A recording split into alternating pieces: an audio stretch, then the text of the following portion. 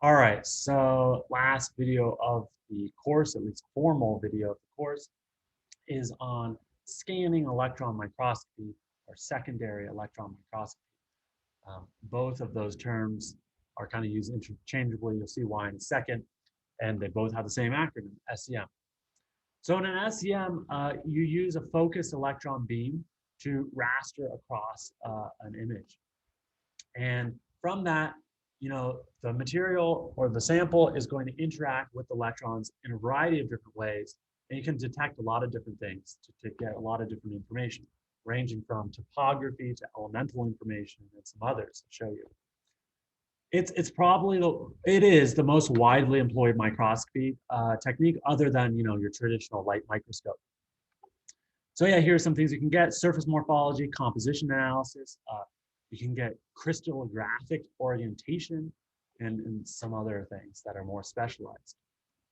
Super wide range of magnification.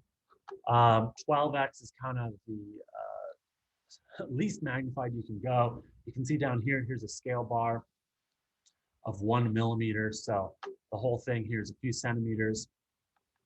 Not super useful there because you could just use a regular microscope, but then at the same time, right, you could zoom into this thing and within a matter of minutes, you're looking at 500,000 times magnification, right? It's just really crazy. These are, the scale bar here now is 10 nanometers. So you're looking at here nanoparticles that are, about 3 or 5 nanometers, right?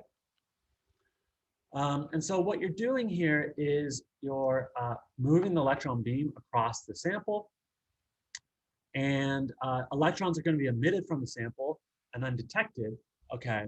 And then that is how you make an image. So yeah, the magnification, right, is just the length of what you see on your display versus the length of the specimen. So yeah, I mentioned that the electron can interact with the sample in many different ways. And here's kind of how a typical electron beam, it's an electron beam just like in TEM, will interact with the sample. So it usually has this pear-shaped interaction volume. You can use various programs to model the shape and the depth of this volume, but a lot of different things can happen. It turns out when you shine a very powerful electron beam at a sample, okay? The primary thing we're going to be talking about are secondary electrons, okay? So this is why it's also called a secondary electron microscope, and this gives you topographical information. You can also have backscattered electrons. This can give you information about atomic number. You can also just get a wide range of X-rays that are given off. Okay, these aren't super useful, but you can also get peaks in that X-ray spectrum. X-rays are just high energy light, right? So you're shining high energy electrons at it, a lot of energy in samples, so it gives off light. And some of what it can give off are peaks in this X-ray, well-defined peaks in the X-ray spectrum. And this is related to certain elemental transitions, electronic transitions that are characteristic to different elements. So you can get compositional information, okay? You can also have your material can actually luminesce more in like the visible range. This is called cathodoluminescence. Why is it cathodo? It's because it's reduced, right, by this electron beam. Cathodic means reduced. So anyway, a lot of different things that can happen here. This interaction volume, by the way, the depth here, I didn't show the scale bar, it varies depending upon the voltage of your beam and what your material is, but it's on the order of 1 micron, like a cubic micron. So a micron deep and then a square micron area. And so, yeah, the most important kind of information you're getting out are from the secondary and backscattered electrons. And the secondary electrons are low energy electrons that are kicked out of the sample by the energetic primary beam. So primary electrons coming in from your electron gun, going into the sample, and then just knocking away these high energy secondary electrons from the sample. So you can see this is the energy of the electrons over here, right? This is number of electrons on the graph. So a lot of the electrons are secondary electrons, and they're very high energy. Let's say your beam is probably right around here, okay, 75 keV. is, sorry about that. No, your secondary electrons are relatively low in energy, actually. Okay, sorry, I got this backwards. So this is your electron beam, okay, energy. So this is like 75 keV or 100 keV or something, 10 keV. Depends, you can tune it. And then these secondary electrons are relatively low in energy because a lot of the energy is just kind of dissipated in the material through these other processes. Backscatter electrons are higher in energy. These are more like elastic collisions that are happening. So this is like a billiard ball coming in, bouncing off the nucleus and coming out, okay? And that can give you some information about atomic number. If you have bigger elements, they have bigger nuclei, so they'll have bigger backscattering cross sections. And then you have what are called Auger electrons. These are peaks. I'll go over that in a second. So yeah, here's a primary electron coming in, and then it causes a secondary electron to come out. A backscattered electron basically interacts more or less elastically, right, without much energy loss with the nucleus, so it just bounces off. And then you can have characteristic X-rays that are given off. So if you kick out a secondary electron, let's say at a core energy level, then you can have another electron come down and relax into where that vacancy was. And whatever X-ray that's given off there, it's going to be equal in energy to the energy difference between those two electron states, right? And that energy difference is going to depend upon elemental composition, because we know that all elements have, characteristic spectral lines, for example, because they have different energy spacings between their different atomic orbitals, right? And so in this way, you can detect elements. Auger electrons, I mentioned that. Here's what an Auger electron is. So here's an example. An incident electron creates a core hole. A hole is just where there's a vacancy of electrons.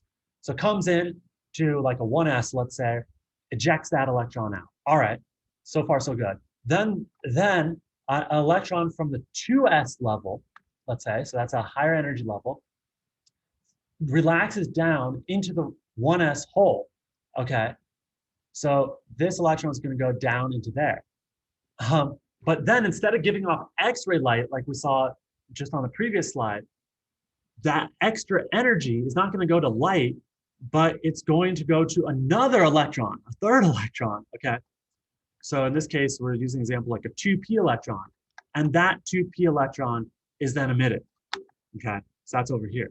So you can see energy comes in, secondary electron goes out, okay? Secondary electron goes out, then you have this relaxation, but the energy gained from that relaxation actually goes into ejecting an Auger electron. It's not called Auger, by the way, it's called Auger.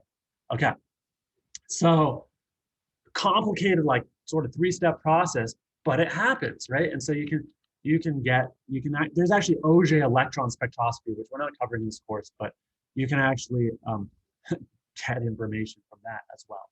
But it shows up in SEM kind of energy distribution profiles as well. Yeah, so we went over this X-ray generation, and the cool thing about this X-ray generation is that it's sensitive to elements, right? And so because of that, what you can do is you can make these maps. Now you're rastering around, okay, your sample, and at every point you can look at what X-rays are being generated. And so then you can say at every point what elements are there and in what proportions they are. It's actually semi-quantitative. If you use standards and things like this, you can quantify how much of each element is in there. So here's examples, right? Like this is some rock or something, and it has a certain percentage of magnesium, aluminum, silicon, calcium, manganese, right? Iron, oxygen. And then you can see these are the secondary electron image. This is the backscattered electron image, okay? And then you have, this looks like carbon, C, okay, oxygen map, what is this, calcium map, iron, nickel, and copper. Okay, so these are just different examples. But yeah, so some really powerful information that you can get from this. Here's just another example of a map, kind of a clearer image here. Yeah, you're seeing these different crystals. They're 20 microns about in size, and boom, you can see they're made out of lanthanum, calcium, manganese, aluminum, oxygen. So, if anybody were to just give me a random object and ask me what elements are in there, first thing I do, I pop it in the scanning electron microscope, and I do a EDX, energy dispersive X-ray spectrum. That's these maps, these characteristic X-rays. Just super powerful, super easy to use. It's not really a hard instrument to use. It's all pretty much automated nowadays, and so it's just very useful. You can also combine other different types of spectroscopies with the SEM. So we talked about EDS, which is also abbreviated EDX, energy dispersive spectroscopy.